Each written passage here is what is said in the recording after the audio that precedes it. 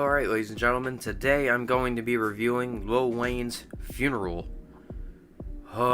Ladies and gentlemen, I'm just gonna tell you now, this fucking album is possibly one of the worst I've heard all year. I would not say it's worse than Green Day's Father of All, but it's pretty fucking bad. So let's just move right into this. Funeral, we start out with a more orchestral and echoey track as Wayne describes some stuff about a guy who's dead and who it seems like he has some aggression for, or maybe even killed him. But, like, he doesn't really give a reason why. And plus, the singing on this track doesn't really work either. It's like Lil Uzi without the auto. As Wayne just kind of falls away from the whole point, and just before we try to interpolate the meaning of the song, Wayne just basically says, "Oh yeah, he's dead. Thank you, Wayne. I totally didn't know he was dead. Thank you for your input." And then we move to Mahogany. Possibility of the worst song I've ever listened to this year. It's a brag rap mixed with a repeating chorus and the use of the word mahogany over and over and over. And also the fact that the song has no real meaning or anything to analyze is god fucking awful. And then Mamma Mia, also a song that deserves worst of the fucking year. But Wayne again pulls off some of the worst lines I've ever heard in a song. Hooded up like Trayvon. Titty fuck your baby mama, she breastfeed your child while I do it. And the fact that he repeats the line and acknowledges that he did. And my wife looking Jewish, wait. My money look Arabic, blunt looking Cuban. My eyes look Korean, the coke look Peruvian, wait.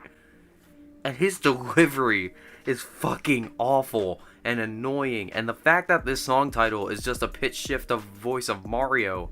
Like, it's so bad. And then I Do It with Big Sean and Lil Baby. Again, just them talking about their privileged lifestyles. Big Sean's chorus, really annoying. The way they all harmonize together just seems off key. And Lil Wayne just doesn't really deliver anything special. Lil Baby doesn't do too bad on his verse, using some similes and metaphors. But like besides that, that's a very skippable track. And then we move to possibly the worst song on the album, Dreams. Wayne, stop trying to copy X. Like, really, this whole song, besides the instrumental, just reminds me of an X track. From the very soulful singing in the chorus, and then all of a sudden a very aggressive ending to the verses and some yeah and flows. Wayne, no. And all you need to know about the next track, Stop Playing With Me, is the fact that this man used the word, or I don't even know if it's a fucking word, orgasming as an adjective. What in the fuck is this album coming to? Clap for him. This song called It Wants to Its 2007 Vibe Back. Literally, it sounds like something off of radio back then, and it also doesn't sound great to the ears, especially as the synth are so high that they hurt my ears, and plus the chorus is so goddamn annoying. Like, something I'm noticing is that the songs are getting worse as the album continues. And then the next track, Bing James featuring J-Rock. Look at this fucking chorus.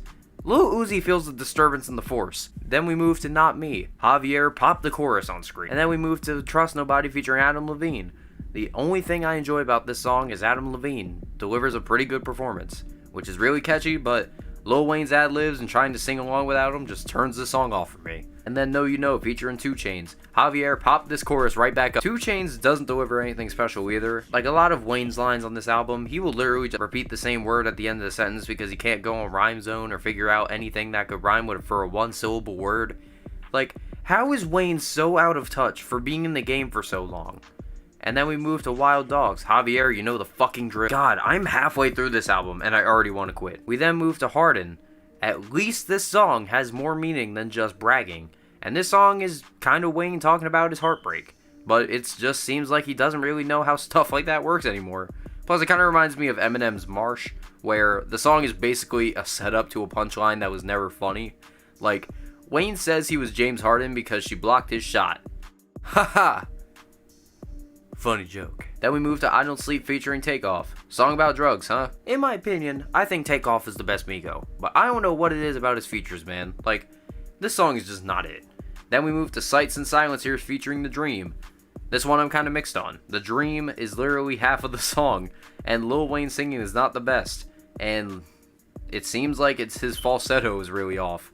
And trying to sound like The Dream because I can't even tell who was singing when it got to Wayne's part.